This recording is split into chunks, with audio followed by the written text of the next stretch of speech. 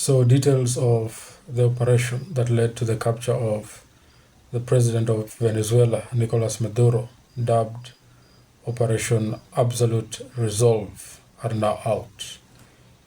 Quite a dramatic and audacious operation, I have to say. We know that all the units of the Joint Special Operations Command, JSOC, were involved. We are talking about Delta Force, we are talking about SEAL Team 6, we are talking about Special Tactics Squadrons, STSS, the Central Intelligence Agency, and the Federal Bureau of Investigations were also involved in this high-stakes operation. It did not happen overnight. It took months to plan for this, what the United States authorities are describing as an apprehension mission. There was a series of meetings, daily meetings, that were held to just prepare for the mission. There was a core team whose members included the United States President Donald Trump, his aide Stephen Miller, the Secretary of State Marco Rubio, and Pete Hegseth, the Defense Secretary.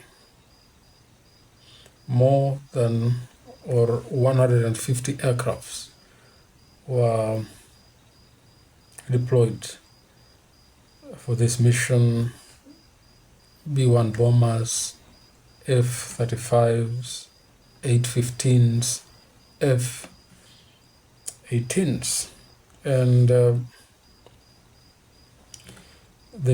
different teams that were involved had different responsibility. There was a team that was charged with the responsibility of going in and apprehending the Venezuelan president. There was a team that was charged with the responsibility of ensuring that the extraction team was safe, got in safely, and came out safely, and they executed that responsibility with unmatched finesse. We know that the Venezuelan army tried to fire at the team, but they were fired at and neutralized. So the final green light for the operation was given by President Trump at around 10:46 p.m. Eastern Time on Friday. That's when the team,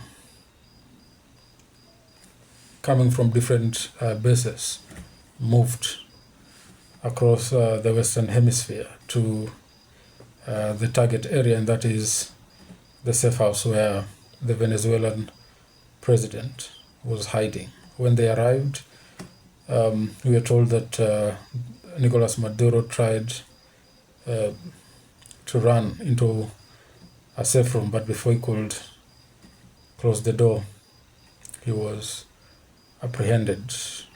And together with his wife, they were bundled into a helicopter and taken to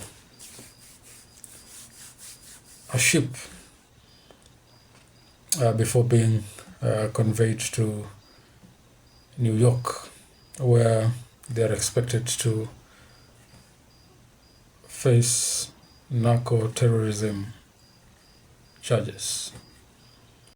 To be able to determine President Nicolas Maduro's pattern of life, the Trump administration had Central Intelligence Agency agents on the ground, and somebody who was close to Maduro, who could furnish them with that information. They needed to know the level of his security.